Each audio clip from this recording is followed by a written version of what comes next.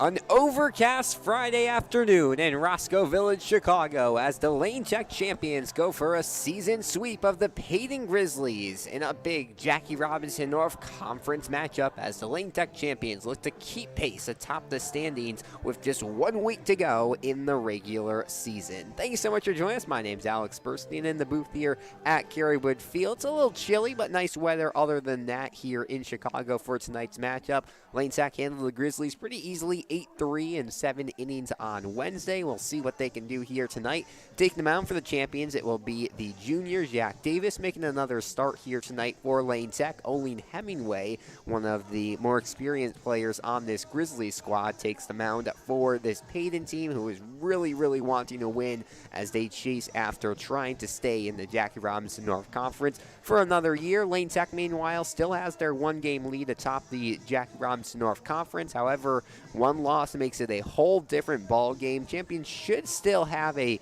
conference title locked up with one loss because of run differentials, but if it comes down to it, there will be tiebreakers if Lane loses one more. The easiest way to win a title, they win out. So that's the scenarios we are looking at here as we head into the last couple of games of this regular season. We'll take you back down to the field now, just a minute or two to go until first pitch here at Kerrywood Field. We're delayed a couple minutes because the umpires were a few minutes late, but then we are good to go. So we'll take you down the batting order first for the Payton Grizzlies. Leading off, it'll be the pitcher, Olin Hemingway, Max McNamara, who was the pitcher on Wednesday in the 2 spot, Derek Patton in the 3 spot, Brendan Haviland, the DH, in the 4 spot, Anthony Dorn hitting 5th, Nick Linares in the 6th spot, and Nathan Volkins, Grant Eugenio, and Caleb Salgado will be the 7, 8, and 9 hitters, as we're going to see Hemingway walk to the plate, and we are ready to go here in the top of the first.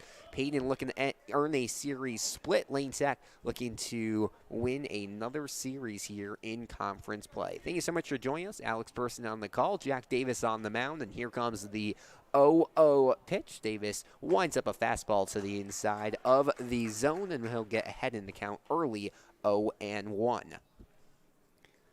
Lane Tech probably would have liked a quicker night on Wednesday as they were playing better for most of the game. They just could not get their offense going. It was a great defensive game for the champions, but they finally were able to put up 3 runs in the in the bottom of the 6th inning. Lane Tech was, in the top of the 7th inning, I should say. Lane Tech was actually the home team as a high changeup swung on and missed for a strike 3, and 3 straight strikes thrown to open up the game here by Jack Davis. But as we were saying, it was a game that Lane Tech probably thought they could have won quicker, ended up just being a full regulation game. No run rules, but they were able to get the win, and they'll look to do that again here tonight as McNamara takes the first pitch outside for a ball. First ball thrown here tonight by Jack Davis, the 2-sport athlete, also on the boys basketball team, but he missed a lot of time with injury, was saving his body for this baseball season, and it's paid off well. He's been one of the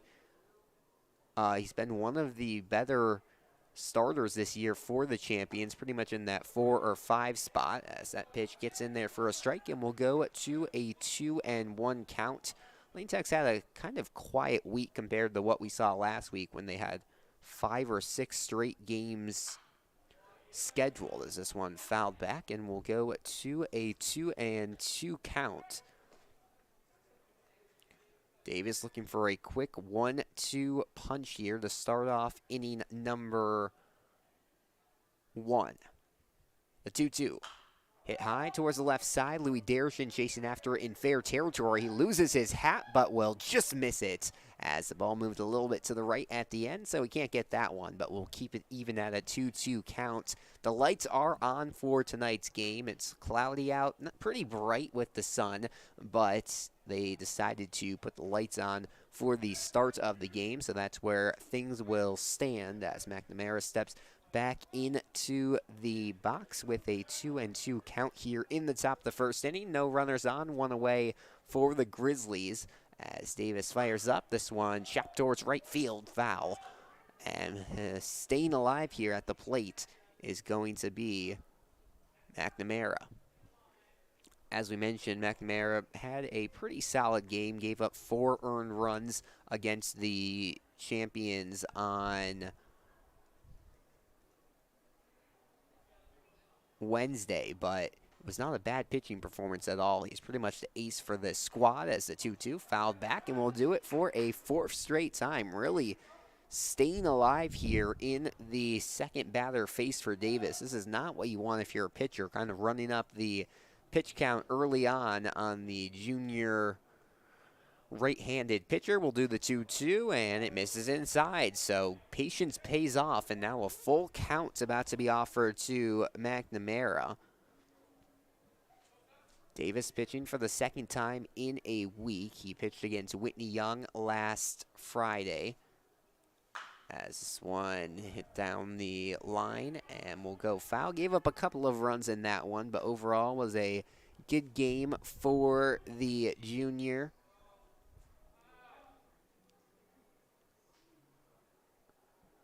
And really battling here early on against McNamara. A quiet crowd on hand for tonight's 4:30 first pitch.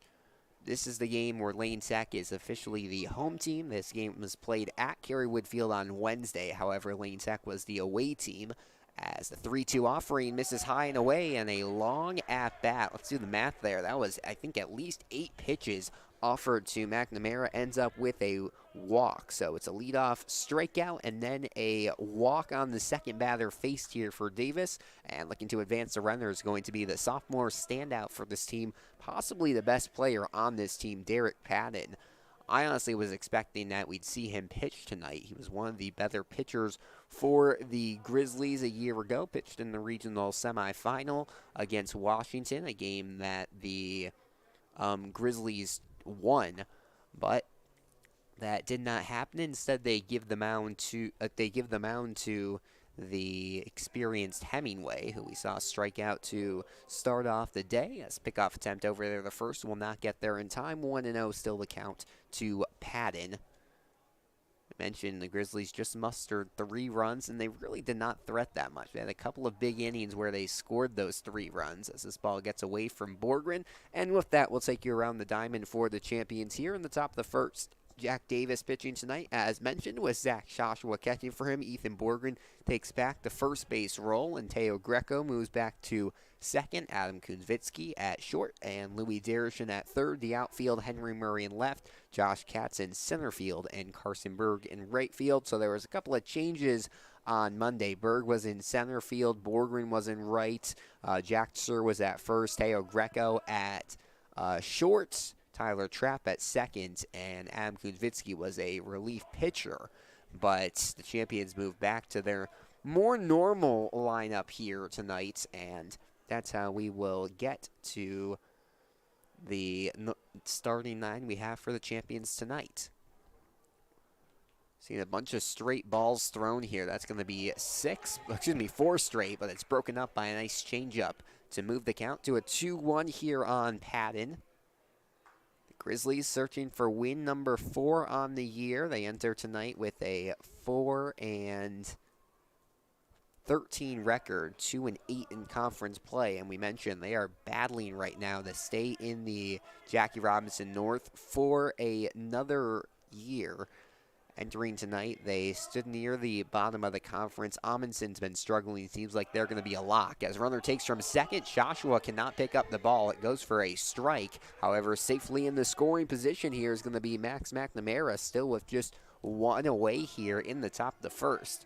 So the Grizzlies hoping they can strike early here against the champions and maybe ignite some life into an offense that did not have much going for it on Wednesday. Davis checks back towards second base, delivers the pitch, swung on and missed, got away from Joshua, but he will easily throw to first for the second out. So second strikeout of the day for Jack Davis. First one was looking, second one swinging, and he'll look to round that out as he faces the designated hitter, Brandon Hovland, who did not have a great day on Wednesday. The lefty steps into the batter's box, pinch hitting tonight for the right fielder, Jaden Lula. Kunvitsky checks the runner at second. Big lead down there over at second base by the excuse me, just updating our scorebook there. A big lead there by the lefty McNamara. There's a lot of lefties in this Grizzlies lineup as the 1-0 misses outside. That's a pitch, the outside part of the plate that both the teams had a lot of luck with on Wednesday. I'm not sure if we have the same umpire crew or not for tonight's game, but will be interesting to see how that develops as the 2-0 gets in there for a strike on the bottom part of the zone, and Davis breaks a streak of 2 straight balls with a strike and gets back into this one.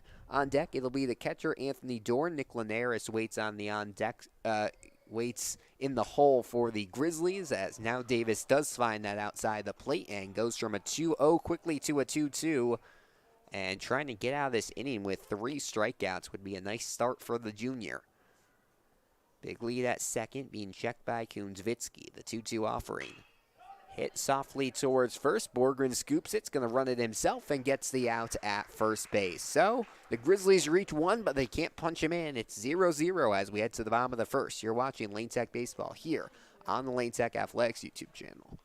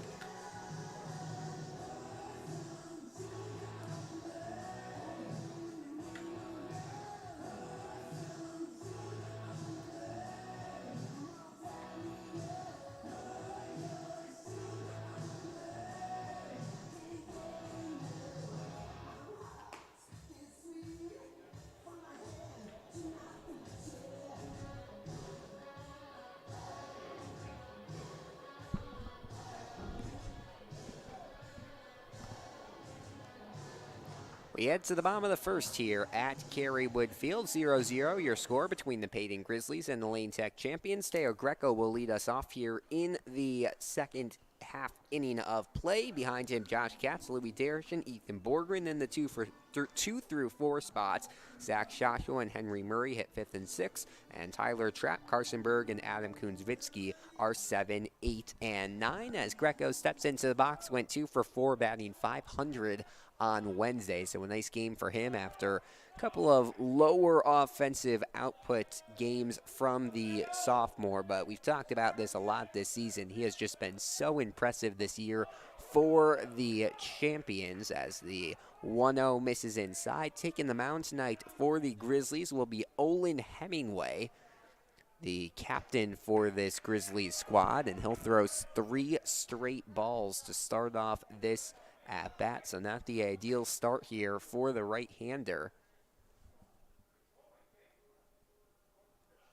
And I think they just issued a warning to the manager of this Payton squad, Gary Gustafson. So Gustafson, one of the winningest head coaches in IHSA history, as this one misses inside, will have a 4-ball walk to Teo Greco to start things off here. But as we were saying, early warning issued to Gustafsson. We were talking to him before this game, and he actually was in a very positive mood entering tonight's game, I thought. So interesting to see his emotions getting high early on as Josh Katz comes to the plate. First pitch, strike to the outside part of the plate. First strike thrown here on the fifth pitch offered by Hemingway. Taking you around the field for the Grizzlies. Hemingway pitching tonight. Anthony Dorn catching for him. Volkins at first. Linares at second. Payton at third as pickoff attempt to first, not in time. Lots of pickoff attempts early on for both of these squads. Salgado at shortstop. Gugino, the two-sport athlete, in left field. McNamara in center. And Jaden Lula, who's being DH for, in right field as curveball just misses inside, and we'll go to a 1-1 count. Risky take there by Josh Katz, who's standing kind of close to the plate, but does not get hit, and instead it's a 1-1 count here as Hemingway gets ready to throw the 1-1, and that is going to hit him. So first the curveball just barely misses Katz, and I think they may have said he was crowding the plate. So that's not going to be a hit by pitch. Instead, it's going to be a ball, I'm guessing. And early on, both the managers getting into this game. So we're going to move that to a 2-1 count. Yes, that's what the umpire will flash. And I guess they said Josh Katz did not get out of the way early on enough, and he just took that one intentionally. But after the first pitch, the previous pitch was thrown and curved at the last minute away. That's kind of an interesting take from the umpire as the 2-1 misses away, and Greco will get second base anyways. He tripped a little bit there, about halfway to the second base bag, but will safely be aboard, and both teams have a runner in scoring position in the first inning. The Grizzlies were not able to advance their guy past second base. We'll see if the champions can flip that script here in the bottom of the first. Greco with another big lead. Salgado checking him at short. This one hit down the third base line, fielded by Payton, who safely gets it across the Volkins, but getting to third will be Greco. So some heads-up base running there by the junior. Gets a runner one base away from giving the champions an early lead here. And it will be runner on third base for Louis Derishin, the senior third baseman, as the righty steps into the batter's box looking to get the first knock of the day for either team. We saw both teams have a runner reach already via a walk, but no runners have reached thus far with a hit. So we'll see if Derishin, who's a strong hitter for this champions team, can change that. Skies this one to the right-hand side. Will go fouling quickly an 0-2 count here with one away in the bottom of the first. This is game one of back-to-back days of games for the champions tomorrow against a strong Homewood Flossmoor team, as this one hit hard towards short. Salgado has to slide to get it, and this one off the glove of the first baseman Volkins. Nice effort there, but it will be an RBI single for Louis Derishin here in the bottom of the first, as champions take an early 1-0 lead. They've performed very well this year in games that they strike early on. I also should mention I don't think that's going to go for an error. It's kind of a tough throw, but either way, it'll be 1-0 here for the champions, as we see Ethan Borgren, who's moved up all the way to the cleanup spot, hammer one towards right field. Lula gets under it in foul territory, dives to make the grab, checking up towards second. Derishin, this might be a close play, but takes a short hop, and Derishin safely towards second base. So a sac fly here from Ethan Borgren, and two away with a runner on second base for the champions now, and it'll be Zach Shoshua looking to get Derishin home. Henry Murray, who's been usually batting cleanup, dropped all the way to the sixth spot tonight. Sophomore has been having some up and down games as of recent, so we'll see if that change can help him in the lineup. As I mentioned, Joshua now as the 5-hitter. He's been great statistically as of recent for the champions. Has been one of the team leaders in batting average. Is actually second in the team batting average as of recent, hitting .393. As this one misses down low, and we'll go to a 1-1 count And obviously, he's also been one of the top fielders, a 963 fielding percentage on the day on the year, for Joshua. As he takes a checked swing, made a little bit of contact for strike 2, and we'll move to a 1-2 count. Hemingway trying to get out of this inning with just 1 run given up. But Lane Tech's offense will live to see another pitch as this one reaches outside and will go to a 2-2.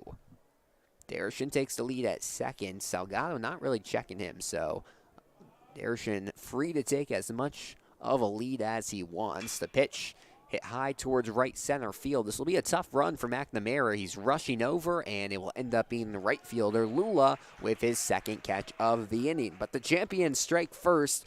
An RBI single from Louis Darshan scores Teo Greco, and the champions lead 1-0 as we head to the second. Don't go anywhere. You're watching Lane Tech Baseball here on the Lane Tech Athletics YouTube channel.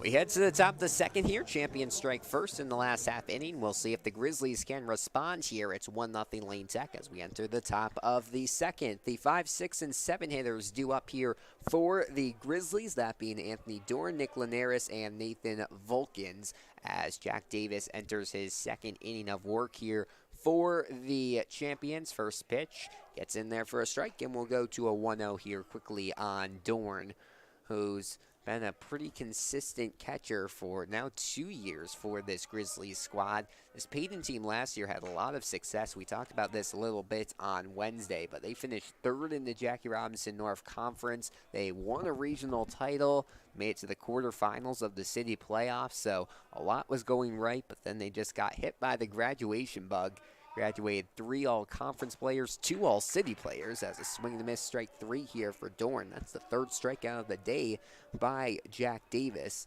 But anyways, as we were saying, graduated 3 all-conference players, 2 all-city players, and even with some young guys still in the rotation another year, it's just been a rough turnover here for Payton College Prep, as this one hit towards right center. Well hit ball by Linares, and that will drop all the way to the warning track. He's around first quickly to throw the second. It's a beautiful throw there from Katz, but a second too late. And that's an easy double for Nick Linares, the second baseman, safely in scoring position. And now every team has had a runner reach second base so far in each half inning.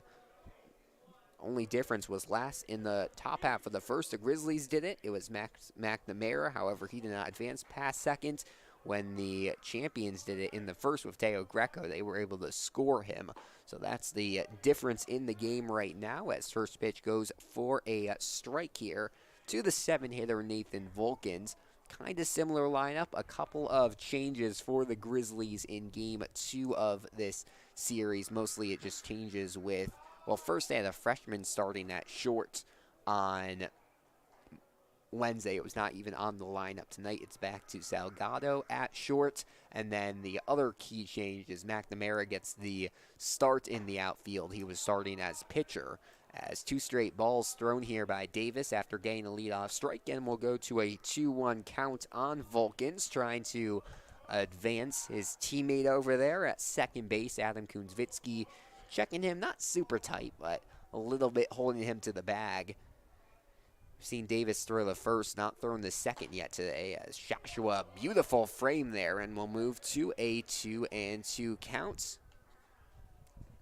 Rich Pildes, the assistant coach, former Taft coach, the the first base coach tonight for the Grizzlies, as a curveball misses high, ducking out of the way is Vulcans, and we'll move to a full count, and then it will be the head coach, Gary Gustafson, over at third for this game's offensive coaching. This one right back to Davis, gloves it beautifully, shifts it to first. It's a high flip. However, Borgren gets down on the bag in time. A little bit of a change there. Jack Sir has a couple of inches on Borgren, so Davis might have been used to throwing to his teammate, who's both a teammate in baseball and basketball. Instead gives it to Borgren a little high, but he's able to come down on the bag for an out, and that will be a 1-3 put out, and just like that, 2 away. However, the runner did advance, so it's now going to be Linares at third base, and coming to the plate to try to punch him home is Grant Gugino, who takes the first pitch for a ball. It's a two-sport athlete versus two-sport athlete battle right now. These two actually played basketball against each other. I don't believe Davis played in that game, but Gugino did when Lane Tech traveled to Payton. Got a big late season non-conference win over the Grizzlies, on the road. And actually, Gugino's Twitter profile pictures from that game against Lane Tech as he fouls this one away, and we'll go to a 1-2 count. Has had some success on the basketball court, and now we'll see if that can translate to some success on the baseball field as well, playing in left field tonight, as the 1-2 curveball misses outside. Both the teams not happy with a couple of these early calls by the umpire. As apologies, folks, looks like we lost connection on our score bug. We'll get that back up and running in a second, as a called strike 3, 4th strikeout of the day through Jack Davis. The Grizzlies stranding another runner in scoring position, and it will be a 1-0 ball game as we head to the bottom of the second. Don't go anywhere. You're watching Lane Tech Baseball here on the Lane Tech Athletics YouTube channel.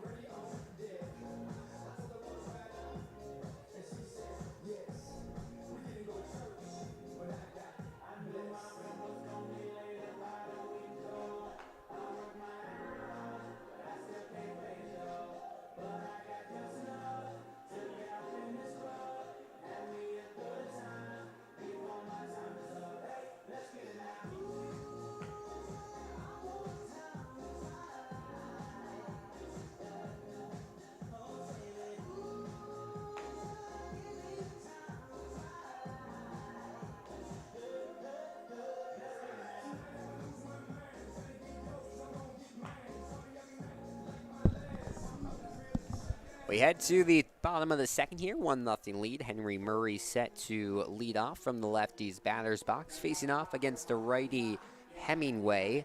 Hemingway in his 5th appearance of the year, came into tonight sporting a 5.25 ERA, has only had one decision in a 7-1 loss to Kenwood.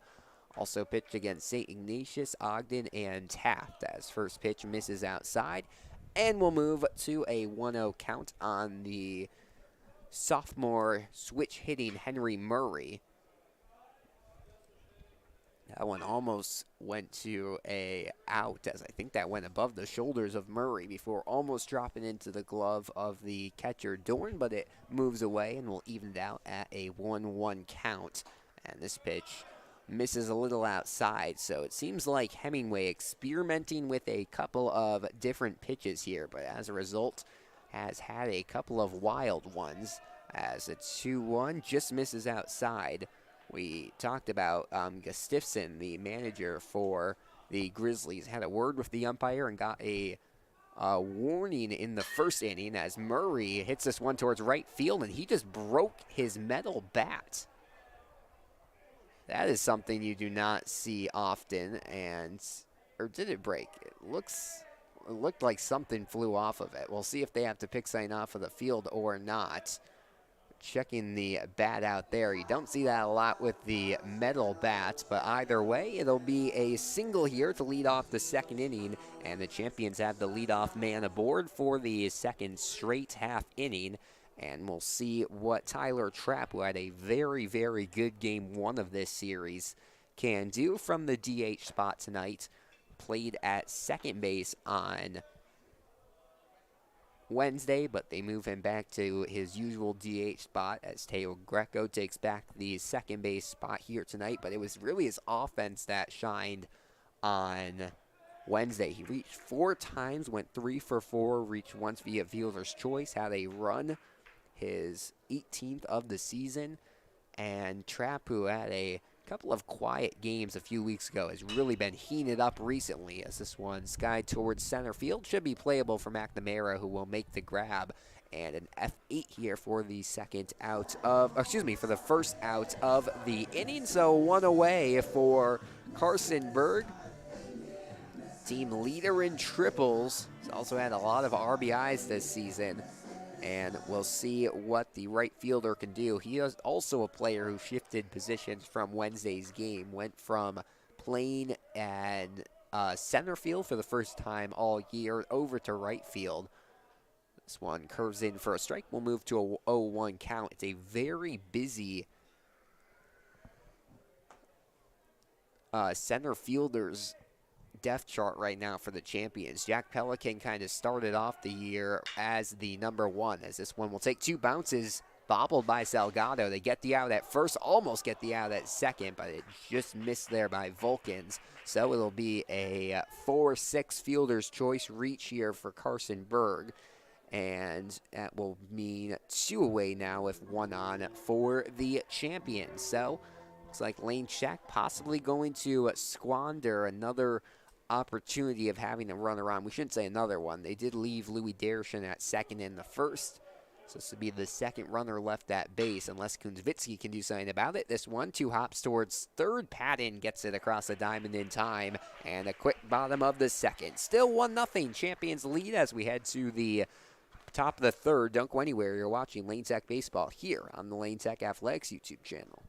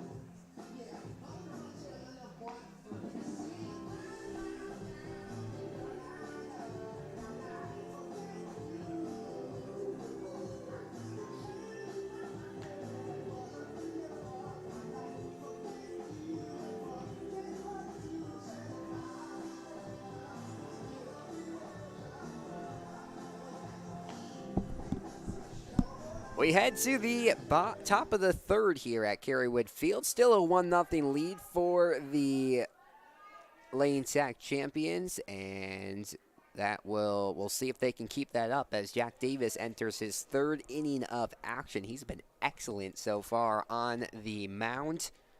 4 strikeouts through the first 8 batters faced, and we'll see if he can continue that as first pitch misses down low and outside to the 9-hitter Caleb Salgado. We mentioned we did not see him play in Friday's game. So this is, in Wednesday's game. So this is the first glimpse we are getting of the shortstop at the plate as he quickly goes ahead in the count. 2-0, 1-0 champions lead. Top the first. Thanks for joining us. Alex Burstein on the call here from Kerrywood Field as another pitch framed well from Joshua. He's been moving those pitches to the outside of the plate just a smidge to the left, and it's been selling well to the umpire as he'll do it again, and we'll move quickly here from a 2-0 to a 2-2.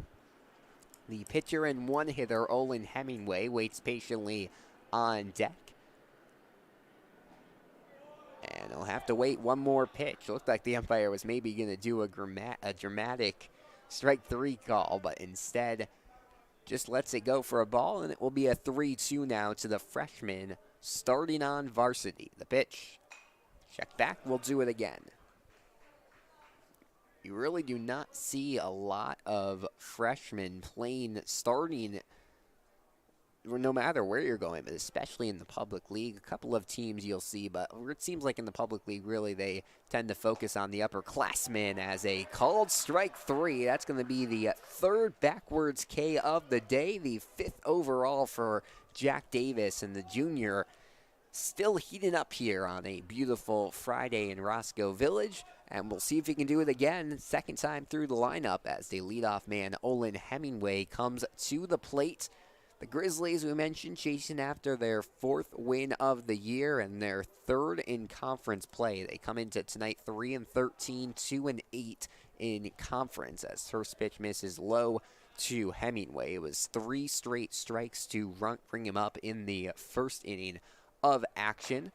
And now we'll see that strike return to form as we move to a 1-1.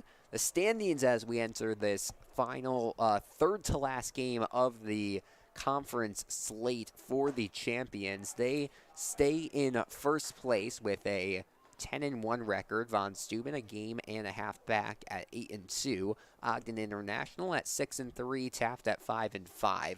So it has really turned into pretty much a race between Lane Tech and Von Steuben. We should mention though the Von Steuben Ogden International game on Wednesday. That went to 9 innings. Vaughn was finally able to get it as this one over Kunzvitsky's head into left field, and McNamara has the second hit of the day for the Grizzlies here in the 3rd. And, excuse me, that was Hemingway. Now it'll be McNamara. Hemingway has the second hit of the day for the Grizzlies, and now the lefty McNamara will come to the plate. Mentioned had a good pitching game on Wednesday before being taken out for a pitching change. Lake Murphy came in to close that one out. So we'll quickly move to a 1-0 count. 1 on, 1 away here in the top of the 3rd. Back to our standings. We have Taft at 5-5, and then you move to the bottom 4, all with losing records, all with a chance to kind of see the standings shift this last couple of weeks. As this one misses outside, 2-0 the count. Lincoln Park sits at 5-6. Whitney Young 4-7. They got a big win on Wednesday. I forget who they were playing. I believe it was Taft.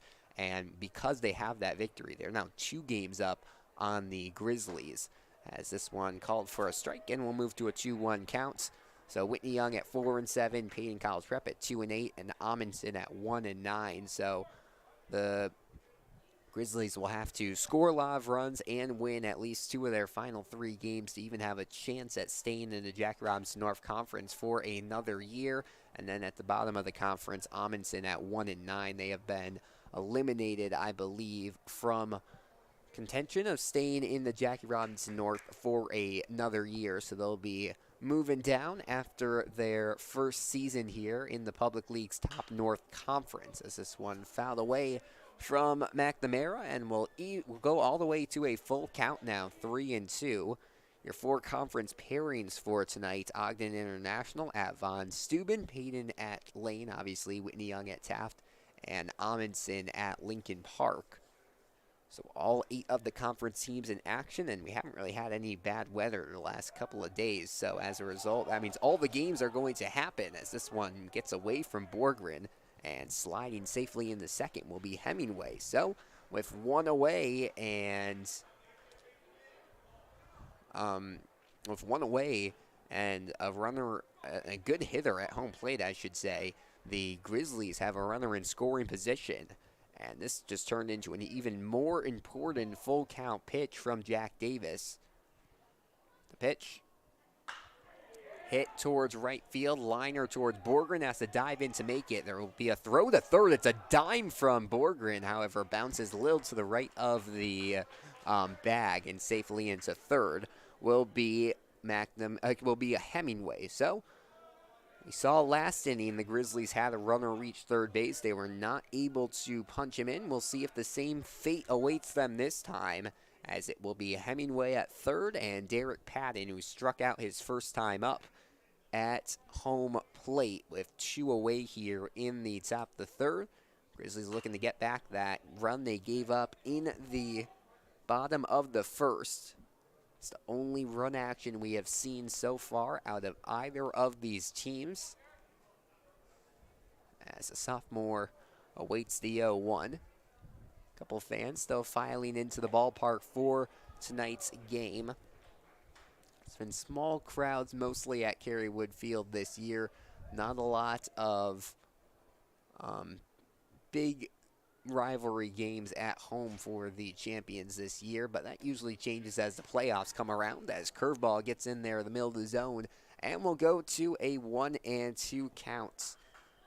Brendan Haviland waiting in the on-deck circle, hoping he has a chance to bat again.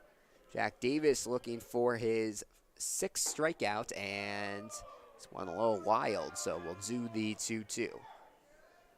Payton bench in their orange away uniforms, one of the brighter colored jerseys I've seen all year long. They get a little loud after that pitch. Lane Tech in their home whites, as fastball misses high, and a 3-2 count now after Davis was ahead in the count, 1-2.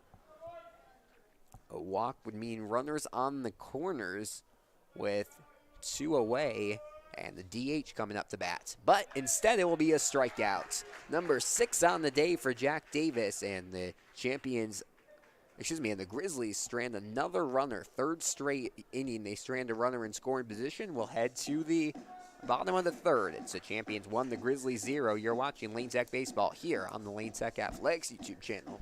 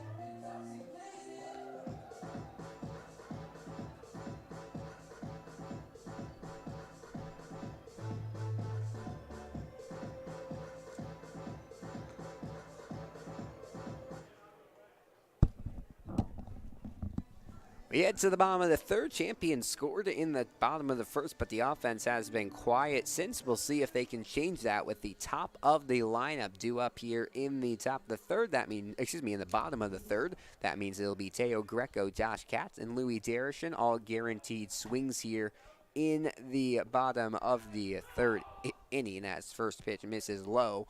And we'll move to a 1-0 count. Olin Hemingway enters his third inning of work for the Grizzlies in his fifth appearance of the year. Quick 2-0 count here on the righty sophomore. He's the lone run here today. Walked his first time up, came around to score. Has 3 straight balls here to open up the inning. And we'll see if Greco can draw a walk here. Sun has really come out here the last couple of minutes. Field in almost full sunlight. All the players are, at least, other than the catcher, as the fastball high and a 4-ball walk drawn by Teo Greco. And if I'm not mistaken, his first walk was on 4 balls too. So he's seen 8 pitches and not a single one has found the strike zone. So Greco's an easy day, not had to move the bat off his shoulder much. As Josh Katz comes to the plate, coming off a nice game against the Grizzlies as DH, went 2 for 4, a run and RBI, had a nice double in that one. And would love to see some of those successes repeated here in Game 2 of the series. The reigning Public League Pitcher of the Year. Greco takes the lead at first. This one chopped towards third will go foul, and will stay at an 0-2 count. First time up, ground out to third, and we saw both of those foul balls go kind of towards the third base side. So whatever it is, these pitches being thrown by Hemingway, they're really getting Katz to swing at them towards third base. We'll see if the same result holds on the 0-2 do-over. Time's going to be called quickly by Hemingway. Louis Darishin waits in the on-deck circle. Ethan Borgren in the hole. The top of the first, when it was these same guys due up, Lane Tech sent 5 guys to the plate. 2 of them reached in the form of Darishin and Greco, as another one fouled to the exact same place here by Katz. Pen commit.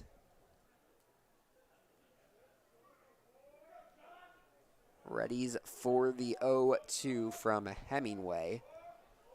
Lane's done a good job getting runners on against him. It was a hit and run. This one will go foul to the right side. Greco was off there. I'm not sure if it was a hit and run or if he was just trying to steal a bag there. We'll see if he goes again. This is going to be the, I think, 6th, possibly 5th pitch of the at-bat, and it's still an 0-2 count. So Katz just doing some classic battling here. Greco checked at first. He sent to second. This one hit towards center field. Big run for McNamara. He gets it, though, so charging back to first will be Greco, and that will be a second straight out for Josh Katz, who starts the day off 0 for 2, and Louis Darishin will come to the plate, who reached on a single. Didn't count it as an error, as kind of a misjudged ball by the first baseman, but say Darishin got the hit there, and now looking to go 2 for 2 on the day. Got an RBI with that hit before. Had a somewhat quiet game in the first game of this series, went 1 for 4. So he fouls off a pair of strikeouts, has a very big, powerful swing, as you see, that sometimes leads to swing and misses. So we'll see how that plays out here tonight against Hemingway. Borgren waits on deck. Greco with the lead over there at first base. Lane Tech has dominated in this series recently as Greco takes towards second base. This one fouled off to the right-hand side. And once again, an 0-2 counts. So Hemingway doing a good job of getting strikes here against the champions. See if he can continue to do it.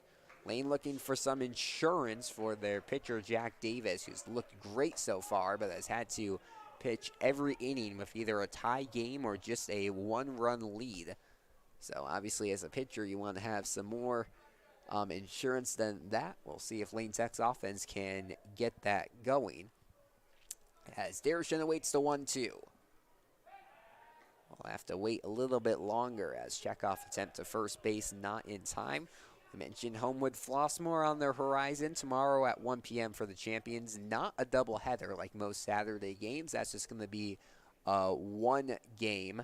As swing and a miss here for strike 3 from Darshan. That's actually the first strikeout of the day dealt by Hemingway. And 2 outs now here in the bottom of the 3rd. And Ethan Borgren, who flew out to right field on sacrifice his first time, will try to keep this going. First pitch. Strike to the outside part of the plate. Hemingway looks like he's finding more of a groove, more of a pattern with his pitches these last couple of batters faced. And that means we could be settling into a little bit of a pitching duel here at Kerrywood Field. We're talking about Lane Tech has had Payton's number the last 10-plus years. He's won 24 of the last 26 meetings. 1 win for the Grizzlies coming last year, 1 tie back in the early 2010s as this one poked towards right field, foul, and another 0-2 count. So the last 3 batters that we've seen Hemingway face, Katz, he got up in the count 0-2. Darshan, he got up in the count 1-2. Both of those guys got out, and now it's 0-2 on Borgren as the curveball misses inside. The throw high down the second base, gets into center field. Greco's going to try for third. The throw from McNamara is a little too late. And 2 stolen bags here from Teo Greco moves a runner from first base into 1 base away from making this a 2-run lead. Borgren had to escape at the last minute from taking a hard hit to the body, even high, possibly to the head there, but he escapes, and it will be a 1-2 offering now. As he fouls it off to the right-hand side again. So we mentioned Homewood Flossmoor tomorrow, and then looking at next week's schedule, a busy week for the champions. Monday, they face off at home against Ogden International to kick off the final conference series of the year. Tuesday, a 7:15 game against Mount Carmel. Thursday is going to actually be game 2, not Wednesday. A little bit of a change there. It's a night game at Ogden International. And then Saturday is senior morning as Borgren one hop towards the second baseman Linares, who gets it easily to first in time. And the champions strand a runner at third here in the bottom of the 3rd. It's Lane Tech 1, Payton 0 as we head to the 4th inning. Don't go anywhere. You're watching Lane Tech Baseball here on the Lane Tech Athletics YouTube channel.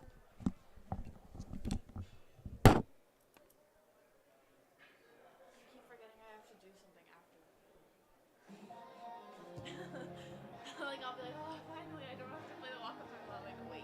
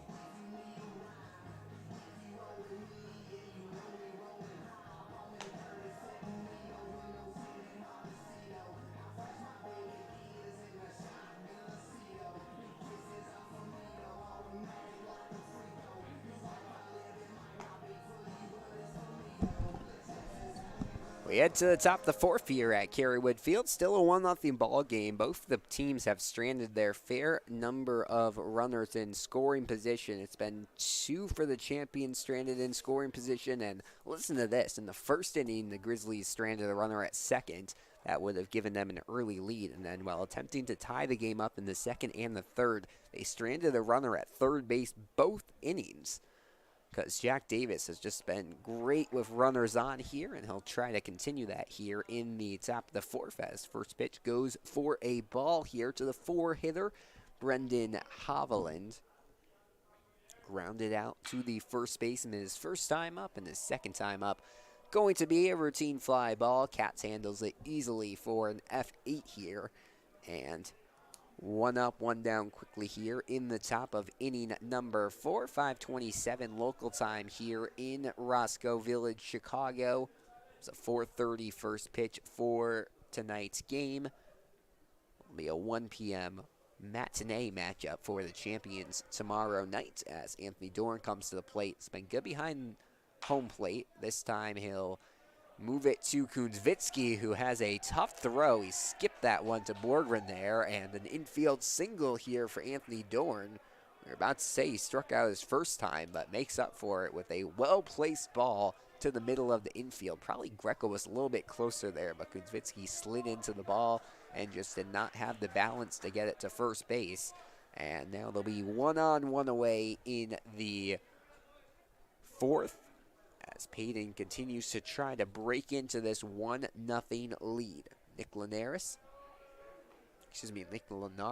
at home plate, the righty, had the first hit of the day, a well-placed double. This time it's double play potential, but Greco can't hold it, throws to first. It's not in time. Borgren did not have his foot on the bag, and an error there, a rare error from the second baseman, means all runners are safe. And it'll be Dorn at second, Linares at first. He's the go-ahead run. And coming to the plate will be Nathan Volkins, the first baseman. So if you're looking for a sign of encouragement as a Champions fan, it's that Volkins and Gugino, the first two up, and then Salgado in the hole, all got out their first time up. But Grizzlies definitely threatening a little bit here, as first pitch fouled back for a strike. We'll move to a 0-1 count. A Payton-colored bat for the righty Vulcans. A navy blue handle and a orange barrel with blue writing on it. Matches his uniform very well on this night, Friday night. This one poked away, and Davis will quickly get ahead in the count 0-2. When pitchers get into these situations where there's multiple guys on, just one out, so much better when they get a strikeout versus any type of contact, even if it goes for an out, because it prevents any runners from advancing. And we'll see if Davis can get a very important 7th strikeout on the night here. No pen work yet for either team, as Joshua tries to frame this one for a strike, but the fastball a little too far outside, and we'll go to a 1-2. Saw Mon Khan take home the win for the champions on Wednesday on the mound. Davis hoping he can qualify for a win tonight as this one moves down low. 2-2 the count. Davis on the year. We were trying to find his stats earlier. There was a problem with Max Preps as we were loading them up, but we'll try to see his record in a second. Right now he awaits the 2-2 pitch, and a little too far outside, so an 0-2 count moves to a 3-2, and now a big incoming full count pitch from Davis. Joshua behind home plate gives a signal. Waiting for the pitch is going to be Vulcans. We mentioned grounded out to the pitcher his first time up. And this time it'll be a 6-pitch walk, as after getting ahead in the count 0-2, Davis throws 4 straight balls, and it's going to be bases loaded with 1 out.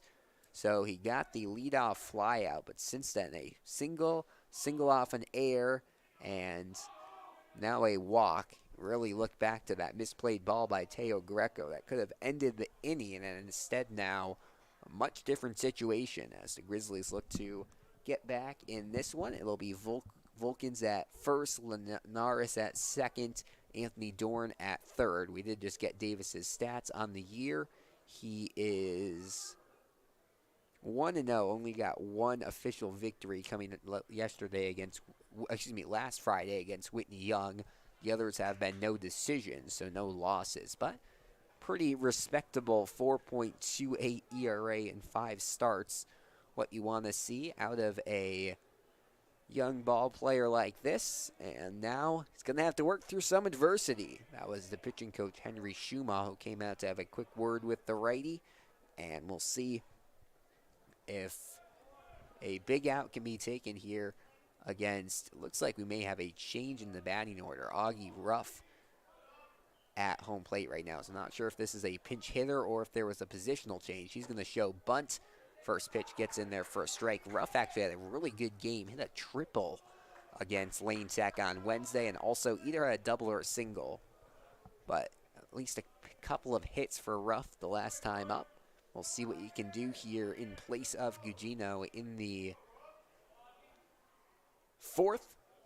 Pitch gets in there for a strike and another 0-2 count. So last time we saw Davis get ahead 0-2 was the last batter, and he bailed him out with 4 straight balls. See if he can change the tides here. Big 0-2 offering to the righty. Pitch. Swung on and missed, strike 3. Strikeout number 7 on the day, and just like that, it's 2 away. A big second out here with the bag still loaded in the top of the 4th. Lane Tech looking to get out of this one as the right-handed freshman shortstop Caleb Salgado will come to the plate. So Vulcan's at first base, Linares at second, Anthony Dorn at third. First pitch swung on and missed. It was a strikeout looking on a beautiful pitch the first time these two met in actually last inning. It was the first batter of the third.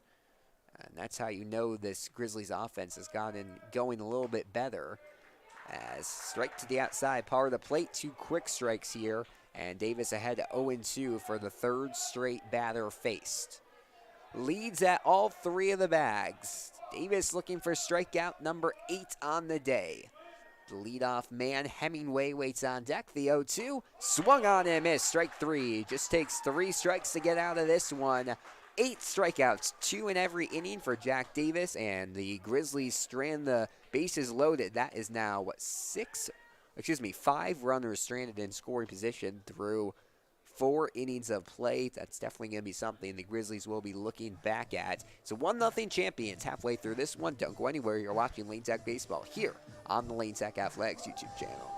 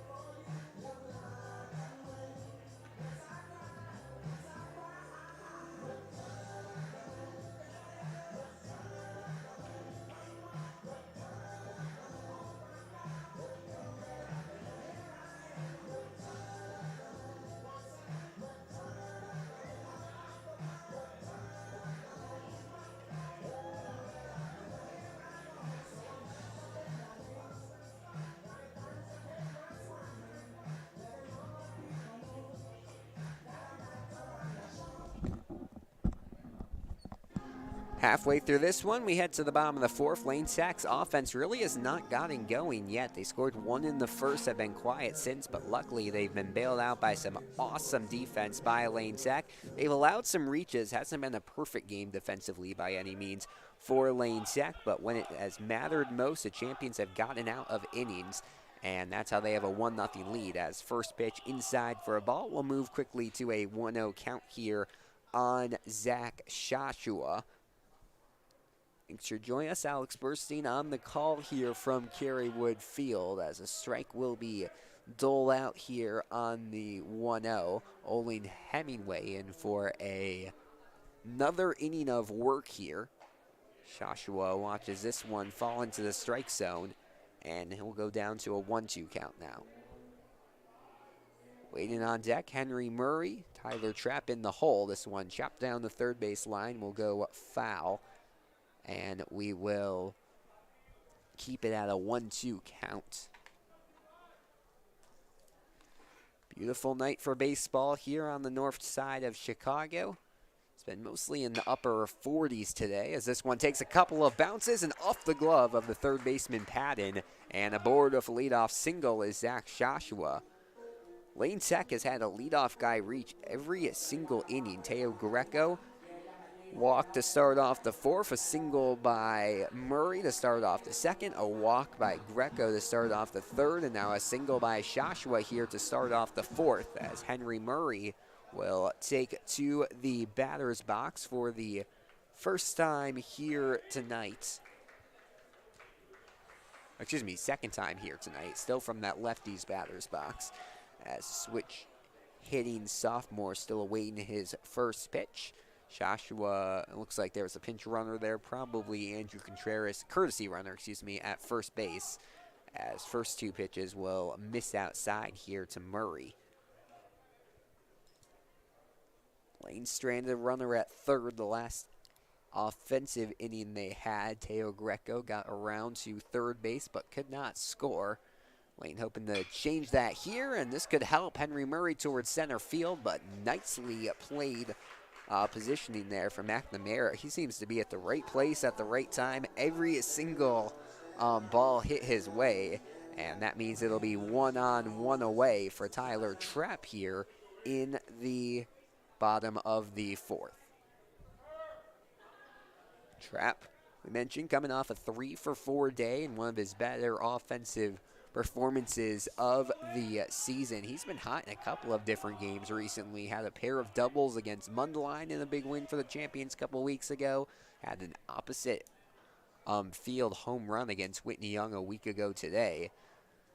So he's found ways to reach. He's found ways to have some power hitting as of recent. And the sophomore has used that to cement his role as the main DH guy for the Champions. As the 1-1 offering runner takes towards second, but it won't matter as this one hits Trapp in the leg. And runners at first and second now for the Champions with one away. So it's a single by Joshua, and now a hit by pitch to Tyler Trapp. And Carson Berg will be left to try to advance these runners. Has a little bit of room for air with just one away, but I'm sure he'd love to get an RBI or two. We mentioned 14 on the season for tonight's right fielder. As the senior awaits the first pitch from Hemingway. Hemingway's looked good on the mound. Both the pitchers have pitched well under pressure as this one skied towards center field. Chasing after is the center fielder McNamara, who makes the grab for out number 2. We talked about he has just been all over the place. That is the fourth catch he has made tonight. A fly out in the second, a fly out in the third, and now a line out and a fly out in the fourth. And Adam Kunzvitsky will look to keep the inning alive. Shortstop grounded out to third on the first pitch he faced in the second inning. First pitch, curveball low for a ball. If Kunzvitsky does get out here, it'll be interesting. Lane Tech would have sent 9 guys to the plate exactly in both the first to second inning stretch and the third to fourth inning stretch, which would mean it would be the 1, 2, 3 guys leading off again in the fifth.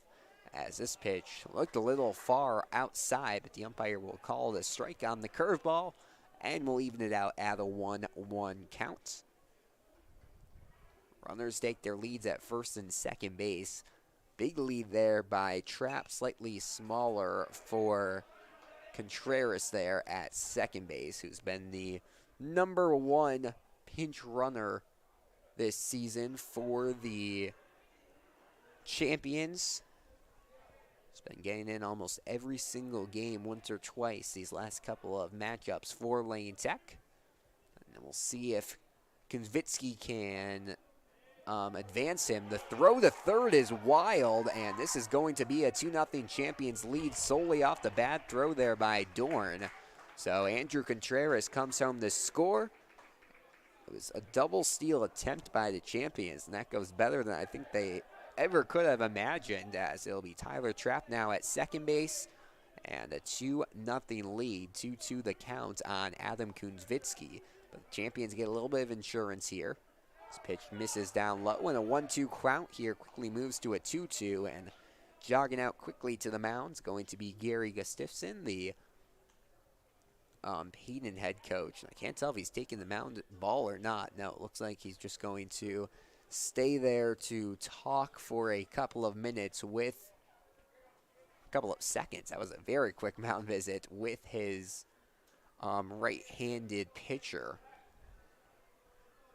And as we move back, it's a 3-2 count on Adam Kunzvitsky. Tyler Trapp takes the lead over there at second base. And a looking strike to end the inning. A curveball gets the inside part of the plate. That is the second K of the day from Hemingway, but the Champions get a little bit of insurance. Andrew Contreras scores as the courtesy runner for Zach Joshua off of a wild throw from Dorn. It's 2-0 as we head to the fifth. Don't go anywhere. You're watching Lane Tech Baseball here on the Lane Tech Athletics YouTube channel.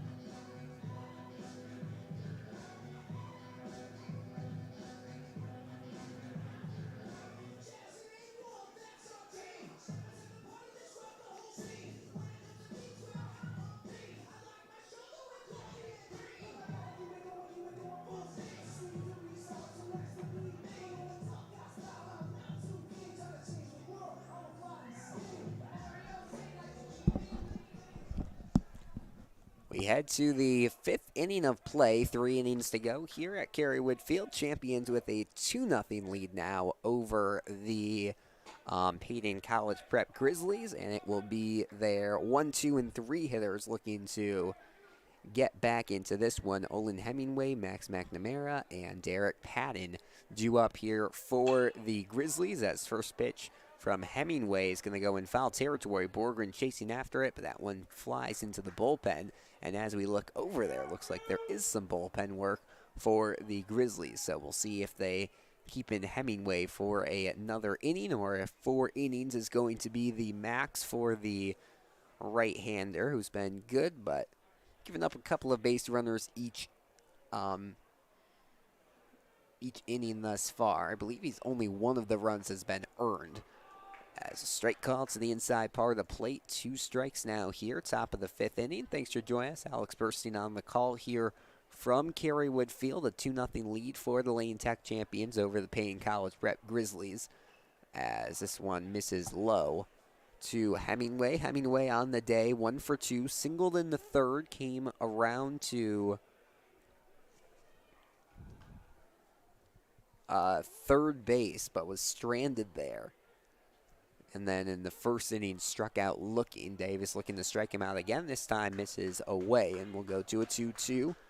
Dak McNamara waits. Hemingway's looked good on the mound thus far for the Grizzlies, and He's not listed as the DH, so he would have to come out of the game hitting-wise should he leave, as this one bounced towards Darashin at third. It's a tough play, and they don't get it in time. A split second too late. Borgren was in the splits there, but it'll be a infield single, and the tying run will come to the plate here in the form of Max McNamara.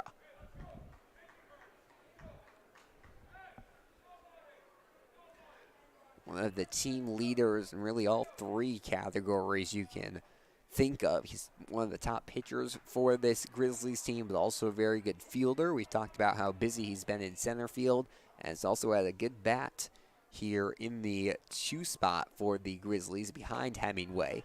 As first pitch will miss high. 0 for 1 on the day, a line out to right field in the third. Did walk, get to second in the first, but that's where he would be stranded.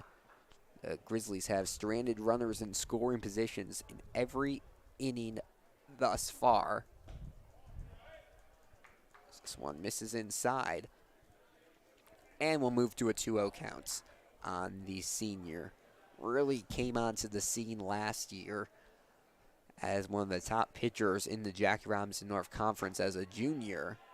This one gets in there for a strike. Good framing there from Shashua. The Payton fans not happy with that call. As the lefty now waits the 2-1. Some action over at the DePaul College Prep Stadium. Looks like some soccer going on there as the 2-1 misses inside. And Davis in danger of falling to 2 on with no outs here. Looks like the champions do have some bullpen work rolling for them. Not a must-win game for Lane Tech, but one they'd like to have in their back pocket, as this will be a 5-pitch walk. This one, fastball, gets away from Davis, and the coaches will stay at their spots near the dugout. Not going to hit the panic button yet. They'll leave Davis in for at least one more batter as Hemingway advances to second. McNamara at first now, and Derek Padden, who's had 2 strikeouts on the day, will come to home plate to try to advance his teammates, maybe make this a 1-run or a tie game. Shows bunt, this one right back to Davis. Not a great placed bunt. It's bounced to on the throw to first, but there'll be a 3-1 put out, and now, excuse me, a 1-3 put out, and now runners in scoring position, 2 of them for the Grizzlies with 1 away here in the top of the 5th. So it's definitely the best offensive position we've seen thus far out of Payton, but we've talked about how they have not made it count recently when they've gotten these type of situations. We'll see if they can do it here. First pitch to Haviland in there for a strike. 0 for 2 on the day. Ground out to first base, a fly out to center his last time up. If you look at the 3 and 4 hitters, they've combined now to go 0 for 5. Usually the heart of the lineup that you see a lot of good offense, as it's going to be called time by the batter, and he's going to go over to have a quick word with the first base coach, Rich Pildes. You don't see that happen a lot. I think he's talking with the player, not the coach. Maybe there was a sign mix-up there or something, but now he'll return to the batter's box, down in the count 0 for 2. Davis looking for a big second out, as Dorn, the catcher, waits in the on-deck circle. This one misses a little too far wide, and we'll go to a 1-2. This will be the first reach of the day for Haviland. We mentioned struggled a little bit on Wednesday as well with reaching. I think he ended up getting 1 reach, but did get out his first couple of times to the plate. Similar story here today, as 1-2 misses low. Will even out the count. Wind blowing slightly out to right field here for tonight's game. We have not seen it play that much of a role on hits, as 2-2 fastball misses high and away, and all of a sudden it's a 3-2 count. There is not a runner at first, so a walk would not walk in a run, but this would be a big second out for Davis here if he could get it. Takes a deep breath, the offering. Swung on and missed, strike 3, 9th of the day for Jack Davis. And a big-time pitch in a big-time situation there, as Anthony Dorn now will come to the plate, trying to avoid. This would now be a 5th straight inning of stranding runners in scoring position. Dorn's had an up and down day. It's been solid defensively up until last inning when he overthrew third base trying to catch a stealing Andrew Contreras, and he ended up stealing home off the wild throw. This one ripped towards left center field. This should tie the ball game up. It'll bounce to center field. 2 runs are in to score. Dorn is turning second base, and he could be in with a triple. The relay throw does not get thrown, and a big-time 2 RBI triple here by Anthony Dorn in the top of the 5th inning. Going to put a courtesy runner in the form of number 8, Finn Ryan, the sophomore. And what a hit by the senior. By the junior. It's a whole new ball game here at Kerrywood Field. So just like when it looked Davis was going to get out of that one, now we're going to see a mound visit from manager Sean Freeman. We'll see if that's a day for the junior or not. He's not going to take the ball, so they're going to keep the trust in Davis here, but the champion's at risk of falling behind here should another runner get a hit with a runner on third base. There is still 2 away. That's the silver lining here for the champions, but looks like the time's changing a bit here for Lane Tech. Nick Linares, who doubled and reached via an error, so he's 1 for 1, but 2 reaches today coming to the plate. Probably not the guy you want to be hitting right now if you're Lane Tech.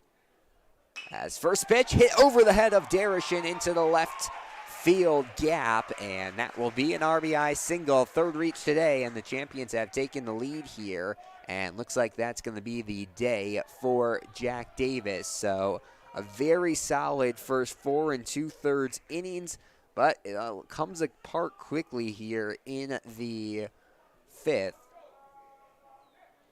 And we'll see who the call to the pen is. If I'm looking correctly, it looks like that is, I don't know, we still have to see who that is walking to the mound. So Davis will move back to the dugout, and looks like that's going to be Aiden Bozak coming in to pitch for the champion. So they're going to give the junior the ball here in a big-time situation.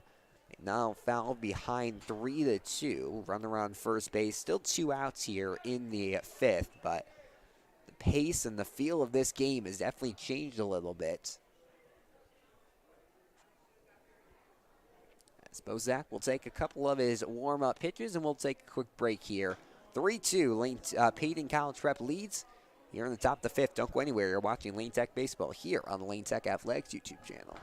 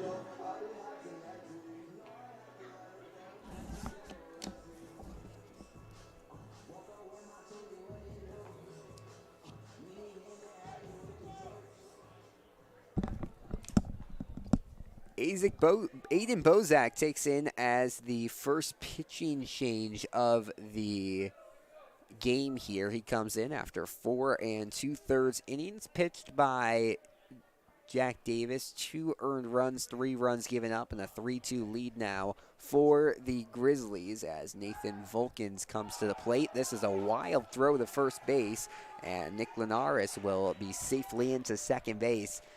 And starting to get some deja vu here at Kerrywood Field when the Grizzlies paid spoilers to conference title hopes last year in one of the last, I think the last conference game of the year for the champions.